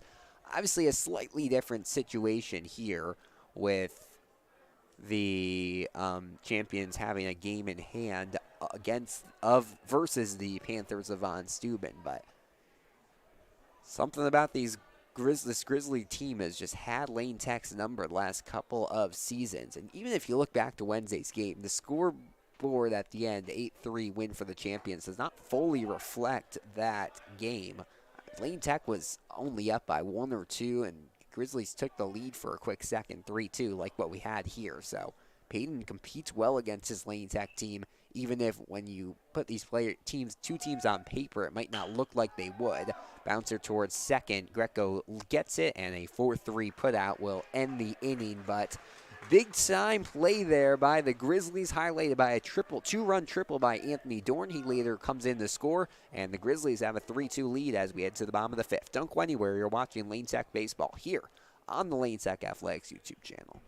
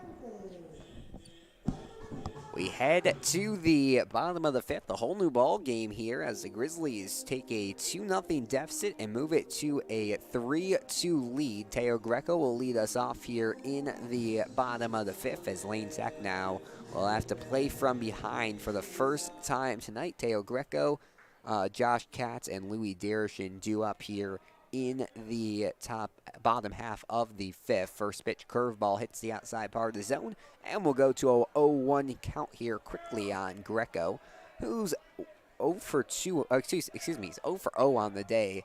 A walk each of his first 2 plate appearances. Scored 1 time, reached third the second time, but quickly falls behind in the count, 0-2. Olin Hemingway stays in the game. He's now in his 5th inning pitched, if he's able to make it out of this inning. Final stat line for Jack Davis: 4 2/3 innings pitched, 6 hits and 3 runs given up.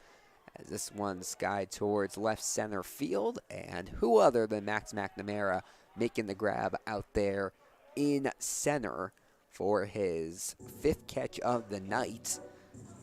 And that will be 1 up, 1 down quickly here in the bottom of the fifth as Josh Katz comes to the plate for the champions. Well, bounce the first one for a strike, and we'll go to an 0-1.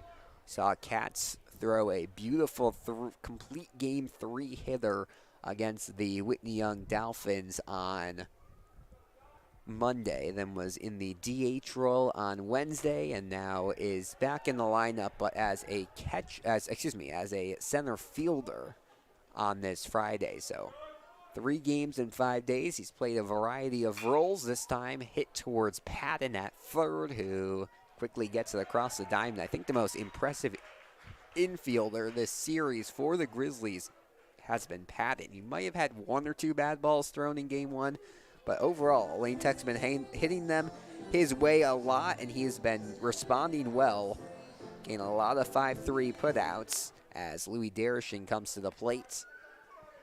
And we'll look to keep this inning alive. He's 1 for 2 with a single and a strikeout and an RBI as first pitch goes for a strike. And Hemingway has been one of the kind of an anomaly, as I think he's gotten better pitching-wise as the game has gone on. He quickly moves to an 0-2, trying for a 1-2-3 inning. This would be the first time he has done it today.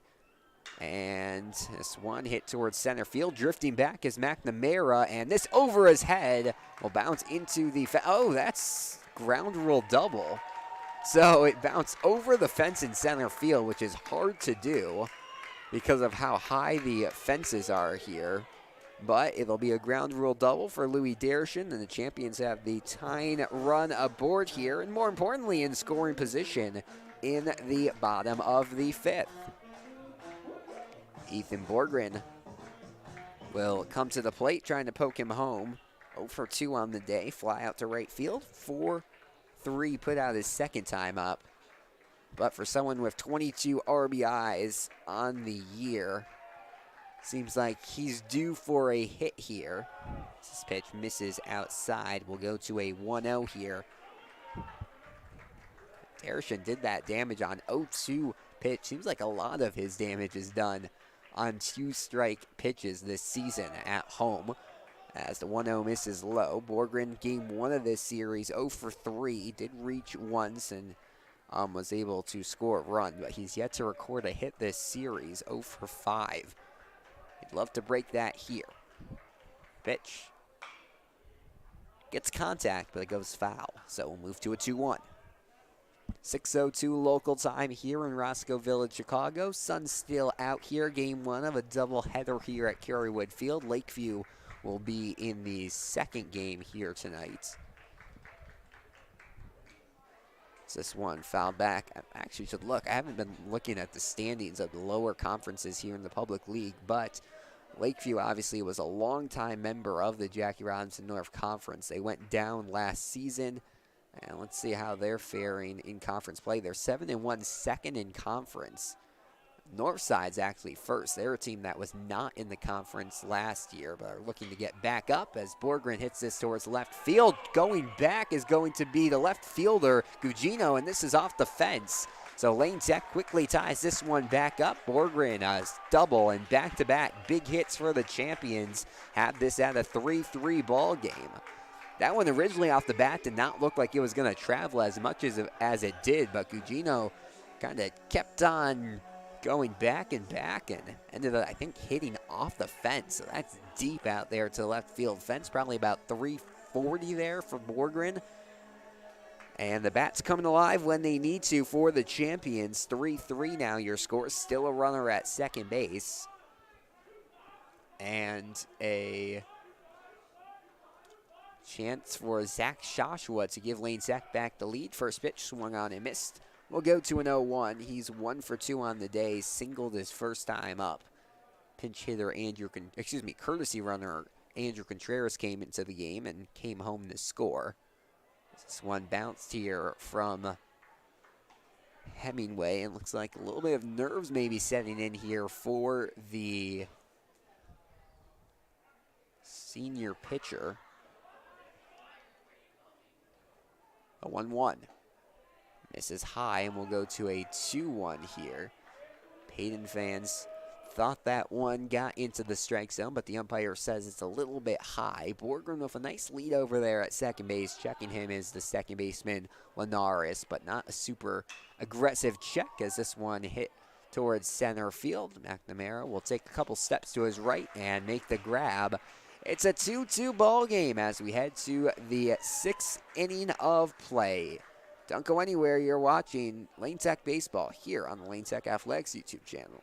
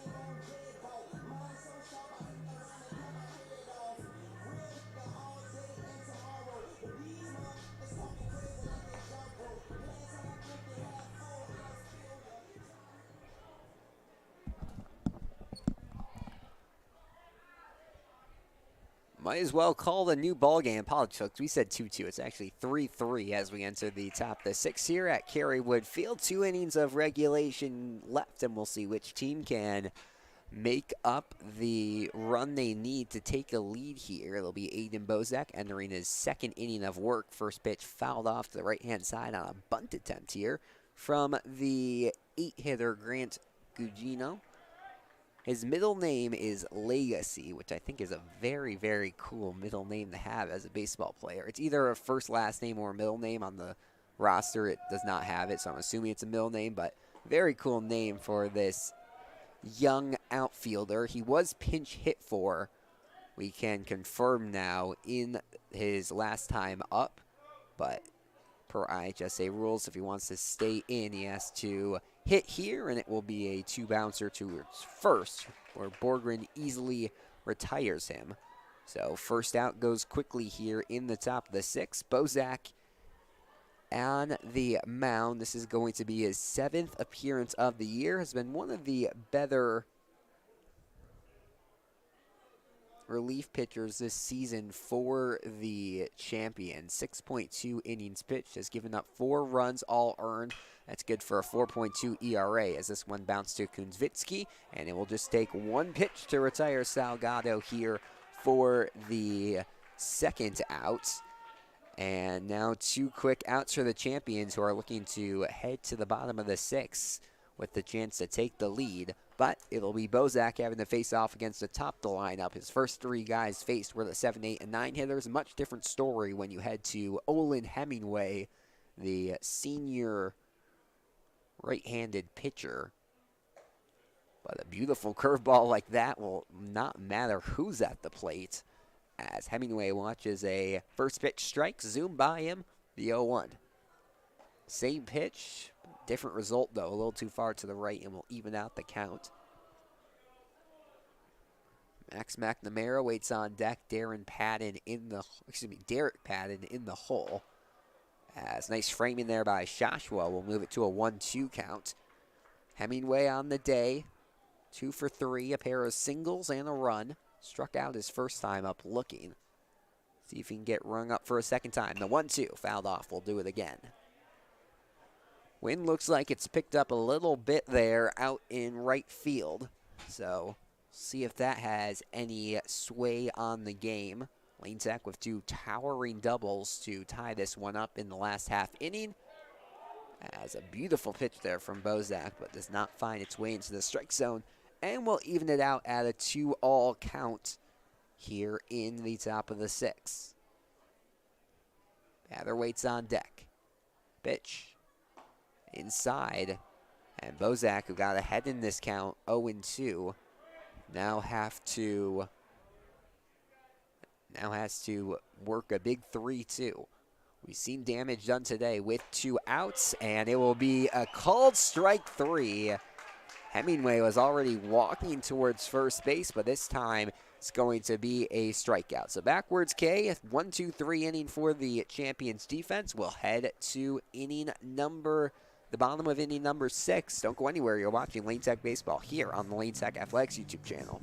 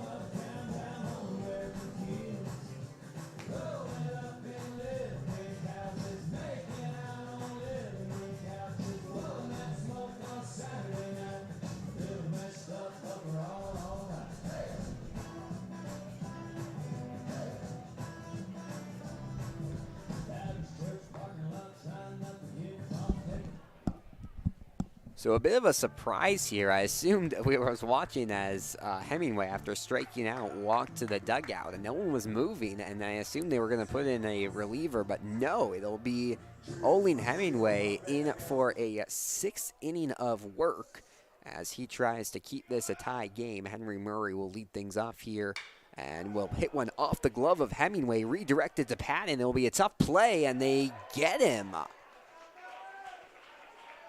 How about that? A 1-5-3 put out, I guess we'll mark it as Henry Murray just a step too slow there running down the first, and one away here quickly in the bottom of the 6th. So it was a good opportunity for the Champions to get a leadoff runner aboard with the big velocity off of Murray's bat, but instead that won't be the case, and it will be Tyler Trapp coming to the plate. First pitch to him, hit towards right field over the head of the second baseman Linares, and this is going all the way to the fence. It was misjudged there by Lulin in right field. Trapp is around second. They're sending him to third. The throw is high. He slides in and is safe. Avoided the tag.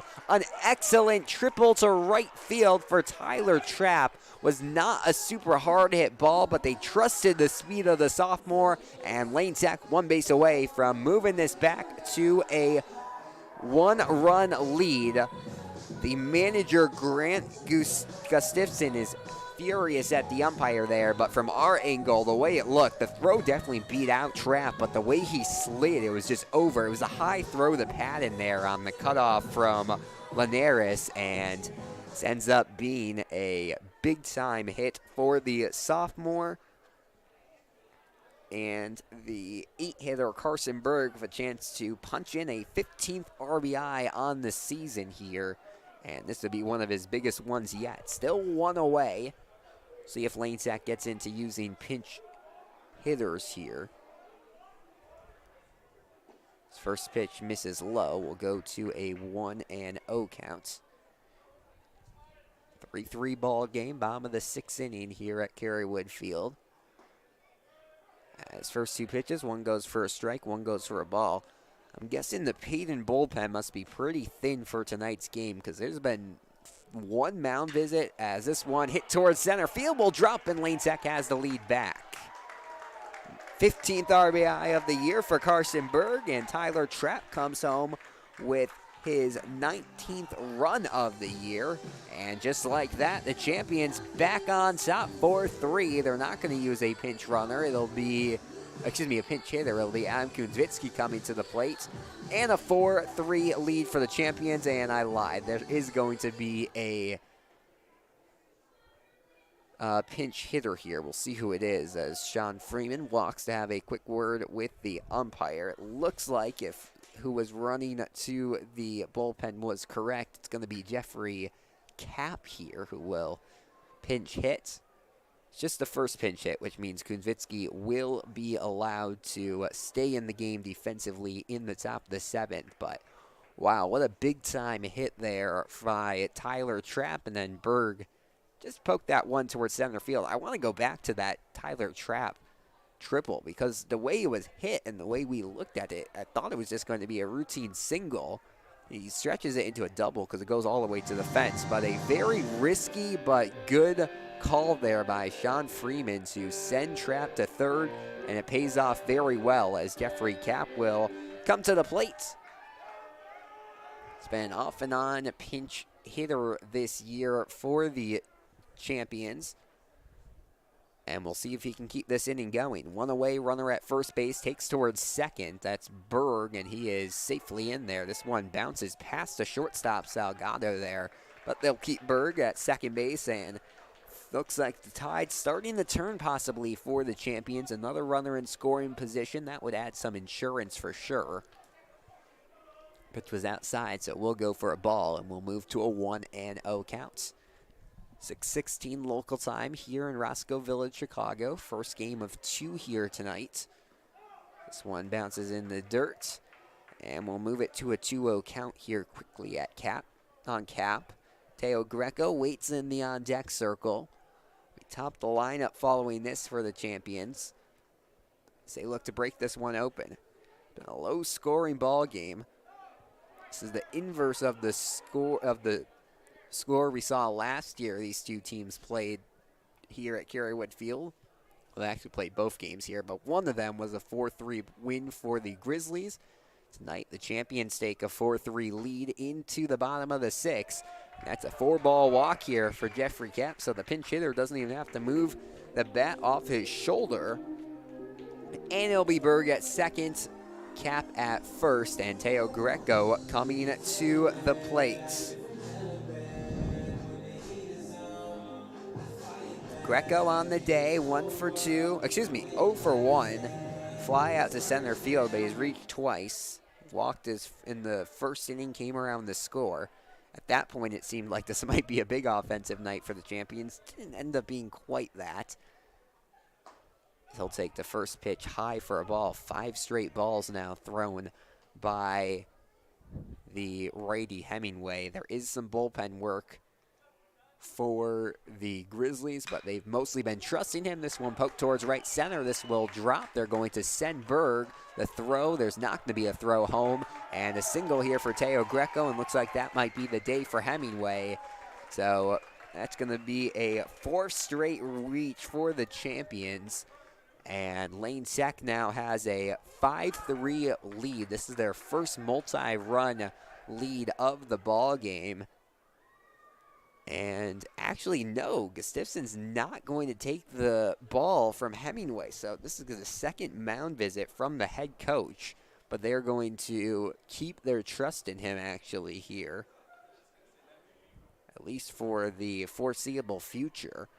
And with 2 runners on and just 1 out and their 2-hitter coming up, it'll be Hemingway looking to control the damage. So it'll be Jeffrey Cap at second base, Teo Greco at first, and Josh Katz coming to the plate on the day.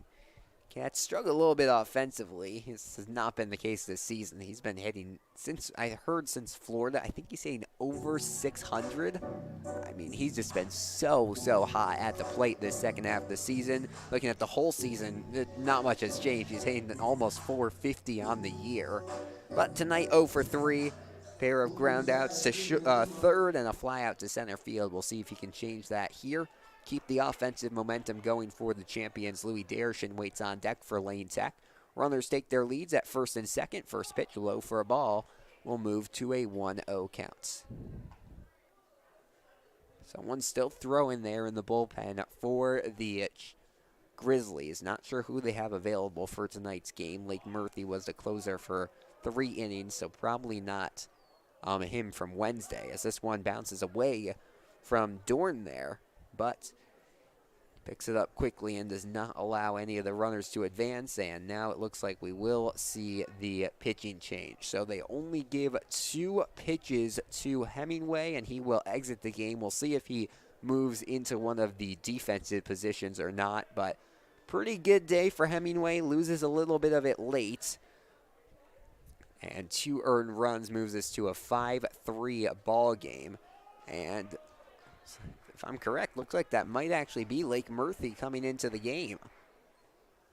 So we'll see if Hemingway comes back into the game defensively, and we also will try to confirm here quickly if it is Murphy coming on to the mound. That's going to be number 17, and yes, it will be. So Lake Murphy pitched 3 pretty decent innings of relief until, kind of similarly to Hemingway, things got away from him a little bit in the top of the 7th. This time it was in the bottom of the 6th.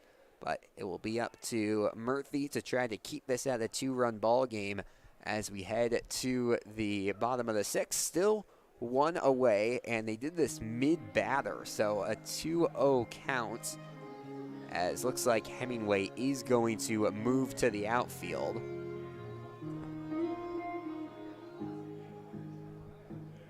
See which position he's taking over.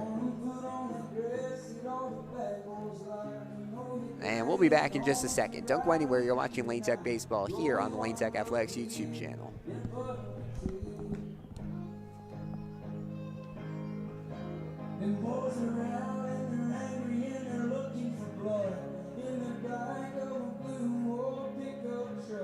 You've got nowhere to go, although you're a Casino. so much whiskey in this cold, he'll make her no spin. But she swears his love is a damn godsend. She known God since she was a child. She used to play in the yard and she would dream of one day till the world came around and took her dreaming away. Told her how to dress in that tan smile. She's a Oklahoma smoke show. He's a We resume play here in the bottom of the 6th inning. Still a 2-0 count on Josh Katz. A weird mid-batter pitching change here for Lake Murphy. Owen Hemingway did come back into the game. Kind of hard to see out there in the outfield, but looks like they moved him to center field. And then I think they moved McNamara to right, and then possibly I think Lula stayed out there and right. So that is how the changes moved. Gugino comes out of the game. His bat was a little bit of a liability today, and trying to come back into this one. That's not what you want. As Katz takes first pitch from Murphy for a strike. 2 runners on. That's Cap at second base. Teo Greco at first base. A 5-3 lead for the champions after they score 2 to take back the lead here in the bottom of the 6th. As Murphy's going to call time here to tuck in his shirt. We started this at bat for a 2-0 count, so it's 1-1 since Murphy's come in. Not that that counts for anything, but just for those of you curious, Louis Darishin waits on deck. And in the hole, it's going to be Ethan Borgren.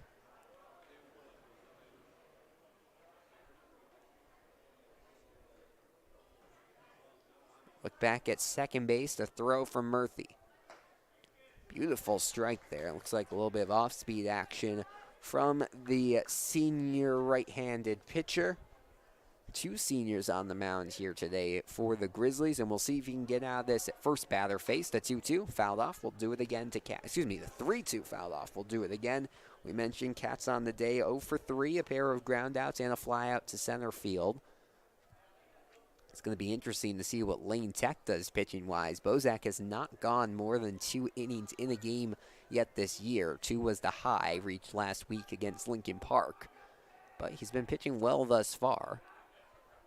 As this one poked towards right field, will it drop fair? It will. Rushing over is Lula, who grabs it in right, but safely in the second with a double is Josh Katz. A double for a second straight game against this Grizzlies squad. Safely in the score is Jeffrey Cap, and the champions now have plated 3 in the bottom of the 6th to take control of this one.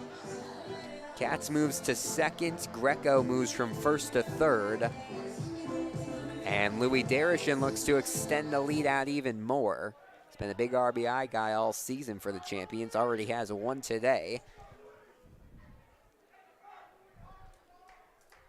29 hits on the season for the third baseman. As first pitch, high strike, and we'll move to an 0-1 count. RBI single the first time up for Darishin, came to second base, but the best plate appearance for him was a double. Lifted out towards center field. It was a ground rule double, actually.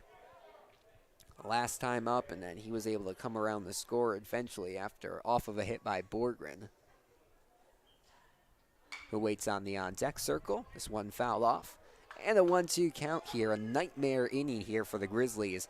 And the second straight game, really the third straight game. If you go back to Monday, the game they lost 15-13 to Taft. I mean, that's a game that you know you can win when that many runs are scored and it's that close. But they couldn't close the deal in that one.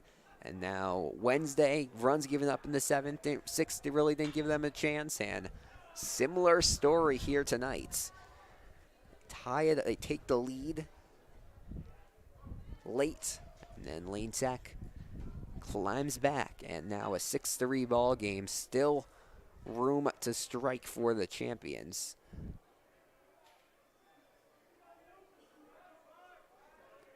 A 1-2 count on Darishin.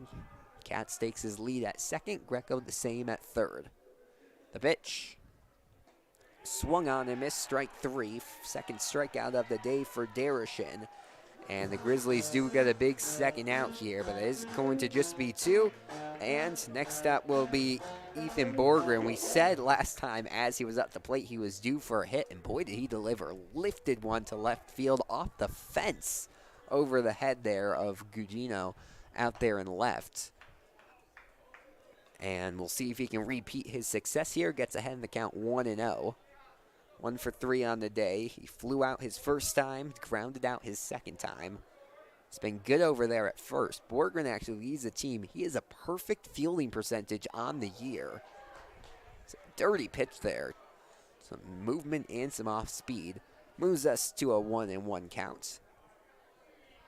Lane Tech will have at least a 3-run cushion heading into the top of the 7th as they look to clinch conference win number 11 on the year.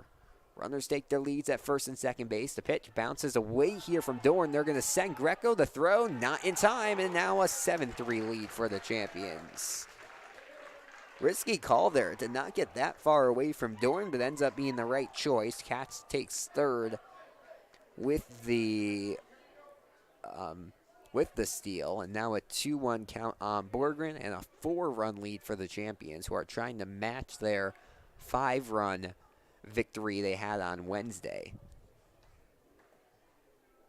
8th batter sent to the plate here in the bottom of the 6th for the champions. As this one called strike 2 and will even it out at a 2-2 count. Looking ahead to the 7th, it's the 2-3-4 hitters due up for the Grizzlies, so they do have some good at-bats coming up.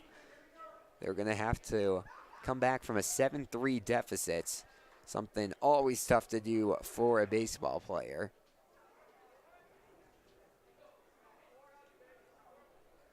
As the 2-2. Hit towards left field, and that's another single. Another hit this inning for the champions. Katz comes in to score, and Lane Tech now has scored 5 runs here in the bottom of the 6th to move a 3-3 ball game to an 8-3 ball game, and the mood completely shifted there in the Lane Tech bullpen. Nice reach there for Borgren, his second of the day. Zach Joshua will come to the plate here.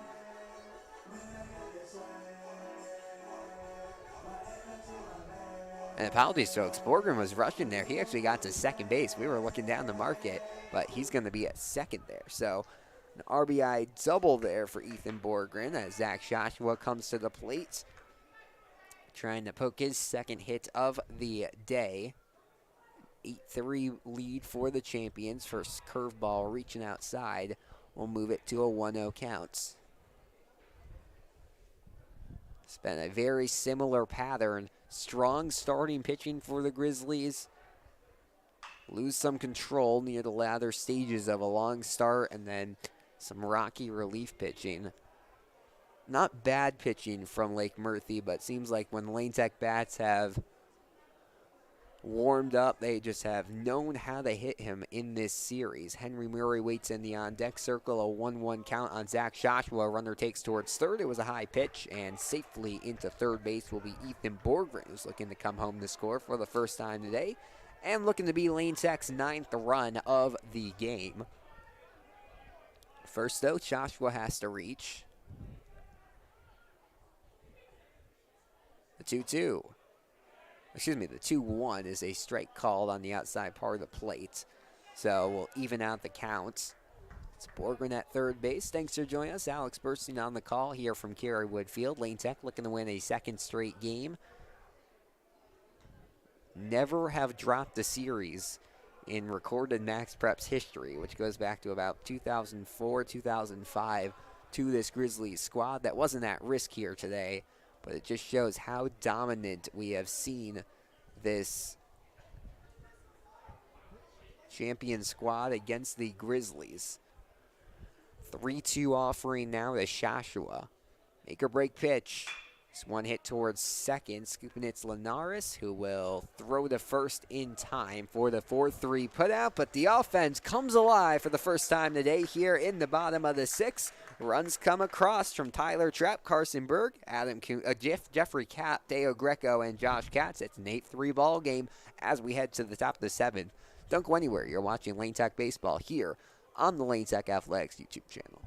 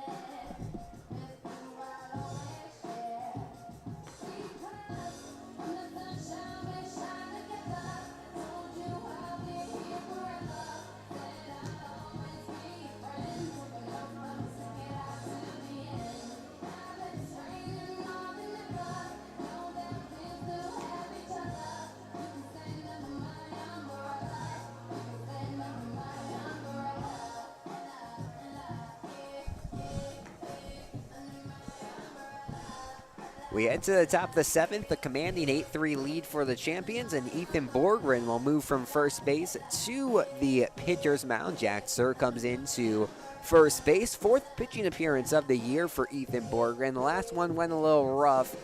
Pitching against Kenwood, came in a tough bases loaded top of the 7th situation, and everything kind of fell apart there.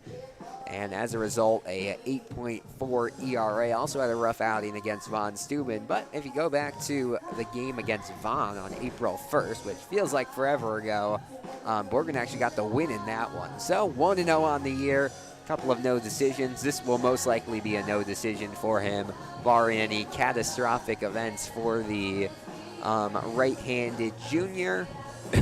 Excuse me. But that will be how the tables turn, so we'll run you through the infield real quick. Ethan Borgren pitching, Zach Joshua catching, Jack Sir at first, Alan Kunzitsky at short, Louis Dershin at third, and Teo Greco at second. Outfield stays the same. Josh Katz in center, Henry Murray in left, and Carson Berg in right. It'll be the left-handed Max McNamara leading things off here to start off the 7th inning. Lane Tech with a 5-run cushion, but I'd still love to get quick work here out of Borgren as first pitch goes for a strike. Thanks for joining us. Alex Burstein on the call here from Kerrywood Field. This one hit towards Sir, who gets it. He's going to be a race to the bag, and we'll get it in time. So a G3 on the first batter faced here for Borgren, and Derek Patton, who's had a rough day at the plate, 0 for 3 with a pair of strikeouts and a ground out back to the pitcher's mound. He's yet to see the ball leave the infield. Will come to the plate, trying to advance, trying to become the first runner to reach this inning, and actually the first runner to reach since the 5th inning. His first pitch swung on and missed for a strike. Nice movement there on the pitch from Borgren. It's a very nice outing for Aiden Bozak. 4 up, 4 down as Patton flies this towards right foul territory. Jack Sir chases it to the fence, but it will go foul, and an 0-2 count here quickly. As we mentioned, Lane Tech will be back in action at 1 p.m. tomorrow against Homewood Flossmoor. Here at home, we'll have the call for that one. Should be a fun one between the champions and that Homewood Flossmoor team, as this one's going to hit Patton in the back, actually. And an 0-2 count will be blown there, so one runner is aboard here in the top of the 7th. We'll see if the Grizzlies can start a little bit of a rally here. have a lot of room to make up. It'll be the designated hitter, Brendan Hovland, at the plate. We mentioned the 3 and 4 hitters had really struggled. They were 0 for 6. Well, actually, they're going to stay 0 for 6, but that was the first reach in 7 attempts for both Hovland and Payton here today, and Payton reached via hit by pitch. See if Hovland can take that momentum here into his at-bat. Quick 1-1 after a pitch misses inside, and then a strike perfect to the outside part of the zone for the lefty Hovland. Hitting around 300 on the year. The pick to first almost gets him in time. Nice heads-up play there by Joshua, but a little too far outside. And we'll go, oh, they called that a strike actually. So 1-2 here now on the DH. On deck awaits Dorn, who had a big triple his last time up. This one bounced towards third, and we'll keep it at a strike.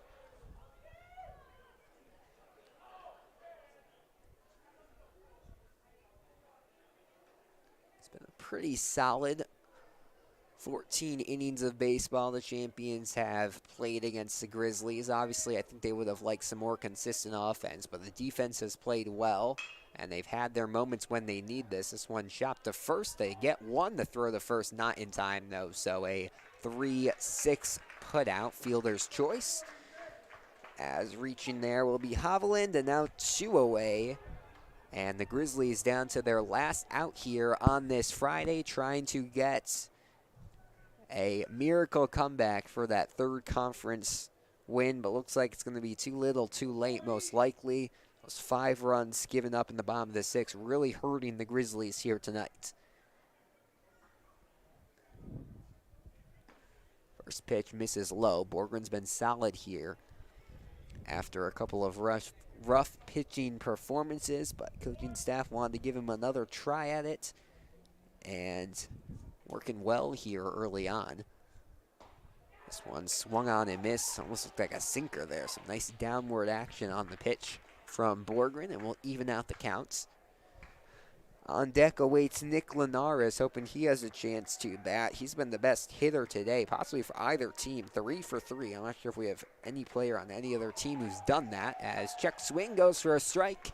And 1 strike to go here on Anthony Dorn. He's 2 for 3, had a triple, came around the score. Last run scored for the Grizzlies. He was the 3rd of 3 in that 5th inning, where they took the lead 2-3, but the champions got 1 back in the 6th. Excuse me, in the bottom half of that inning, and then 5 in the bottom of the 6th. That's how we stand here at 8-3.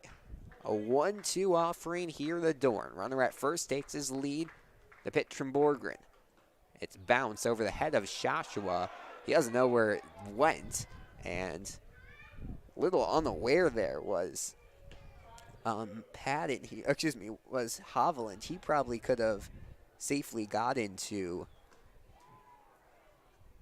third base there, with Joshua not even realizing where the ball was by the time Hovland was at second base, but instead it's just him at second. A 2-2 pitch from Borgren. On its way.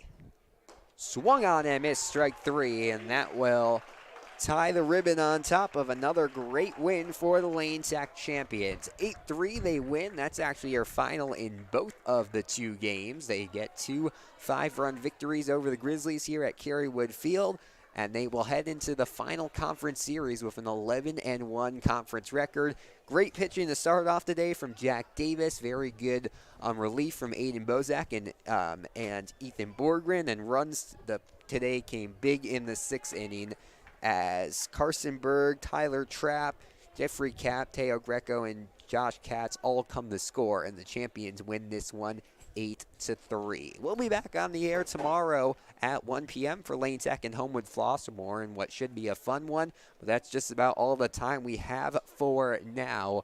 Your final score from Kerrywood Field. It's the Lane Tech champions 8, the Payton Grizzlies 3. You're watching. Thanks for joining us. My name's Alex Burstein. Good night.